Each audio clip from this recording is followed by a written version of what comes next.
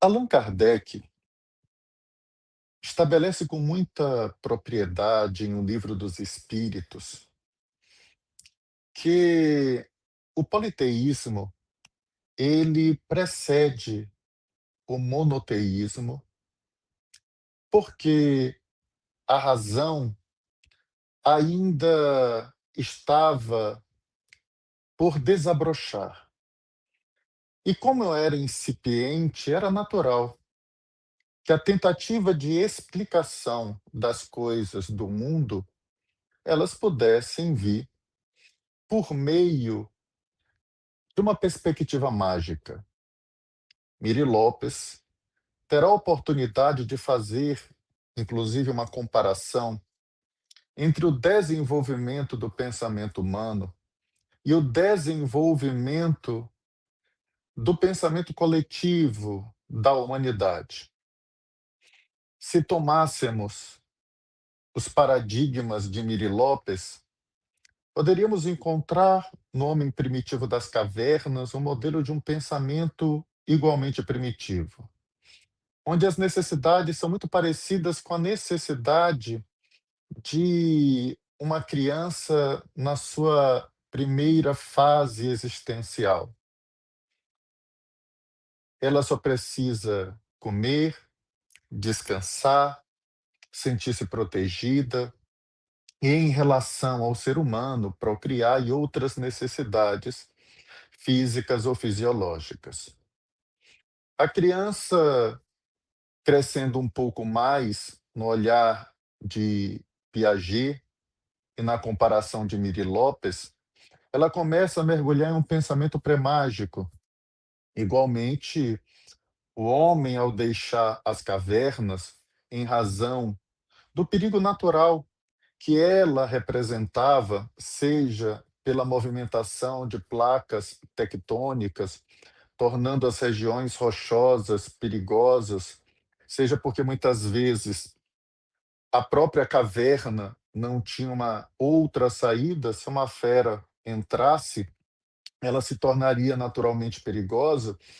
O homem começa a se espalhar pelas crostas e, nessa perspectiva, torna-se nômade e passa nessa condição de nômade por milhares de anos.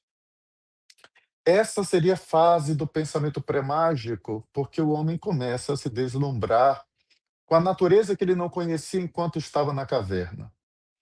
As árvores de copas exuberantes, os pássaros nos céus, os peixes, as flores multicoloridas e assim sucessivamente.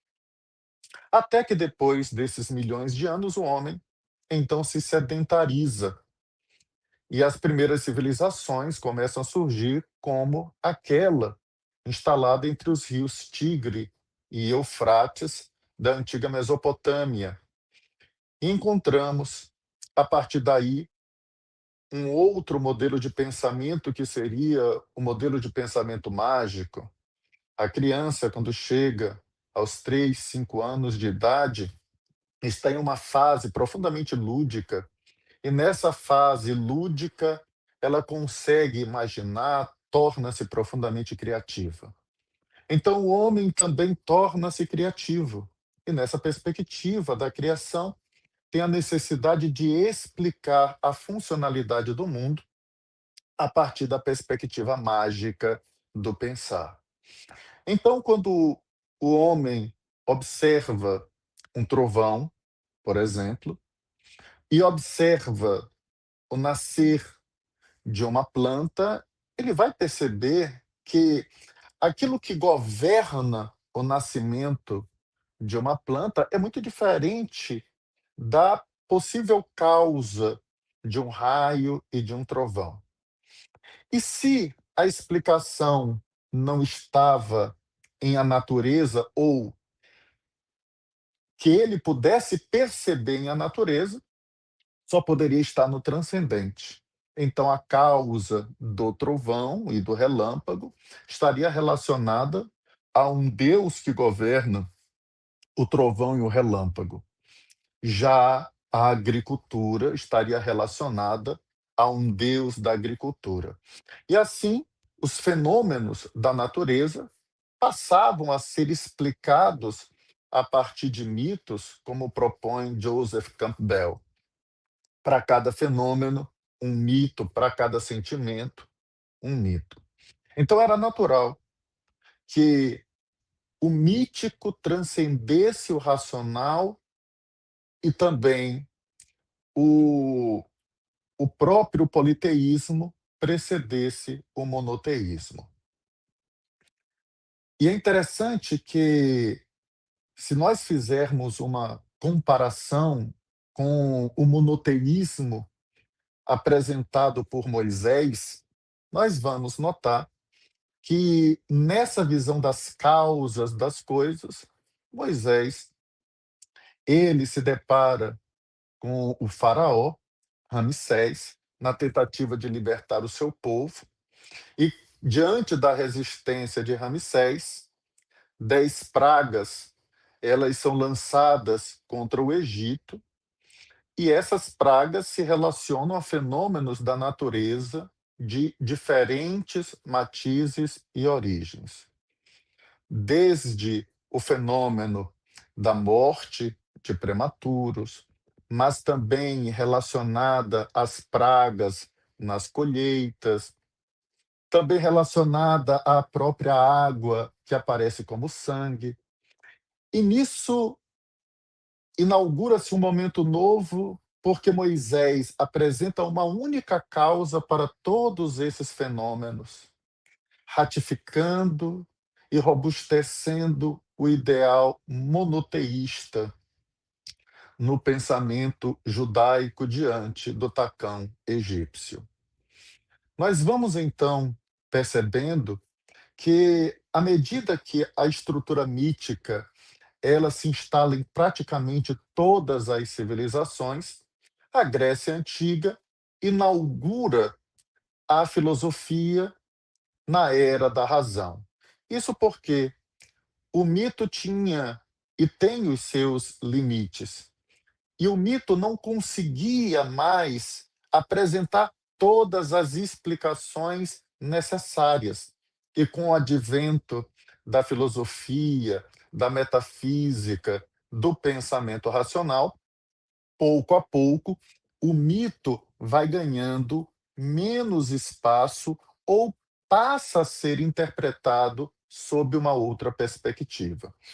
Platão escreve um livro muito interessante, intitulado Eutífron, e nesse livro ele apresenta o dilema de Eutífron.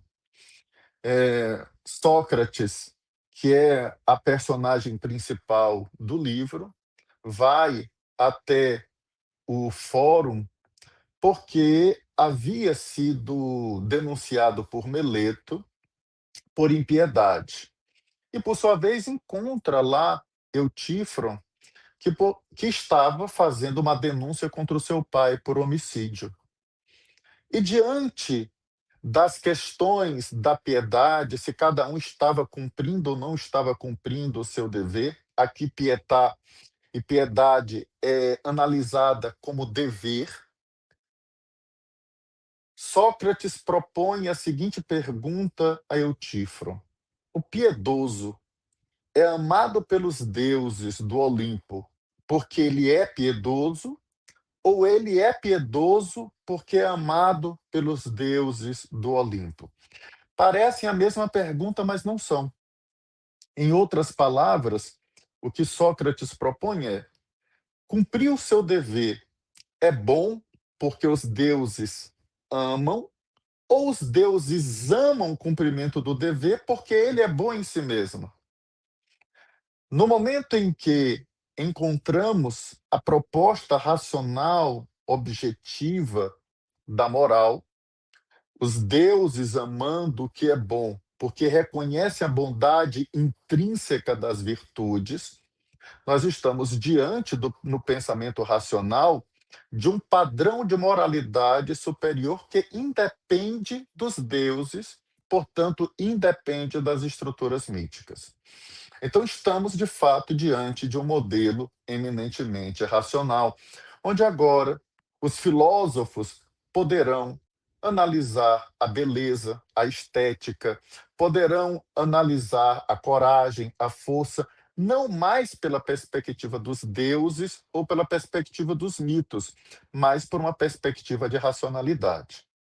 E para deixar mais claro, se alguém quisesse falar a época dos tempos míticos sobre beleza, falaria de Afrodite. Se quisesse falar de coragem, falaria de Teseu, ou seja, apresentaria os mitos para explicar a causa das virtudes. Mas com a era socrática, as virtudes são analisadas racionalmente e elas independem da existência mitológica dos deuses.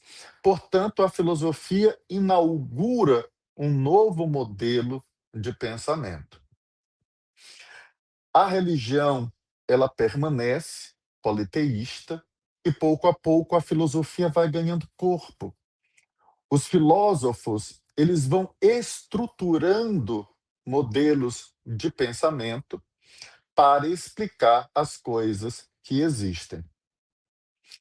Um exemplo é Leucipo e Demócrito, que apresentam a ideia atomista de que se nós tomássemos uma pequena parte de matéria e dividíssemos ela em pequeníssimas em partes muito pequenas, uma hora chegaríamos em alguma parte que seria indivisível. E isso é construído racionalmente e não construído numa perspectiva do mito. Então, a filosofia como bem pontua o nosso querido Herculano Pires, o momento do desabrochar do pensamento humano. E vai, naturalmente, libertando o homem de um modelo muito limitado do pensamento. Não mais as histórias contadas sem base racional. Não, agora a razão tenta explicar as coisas.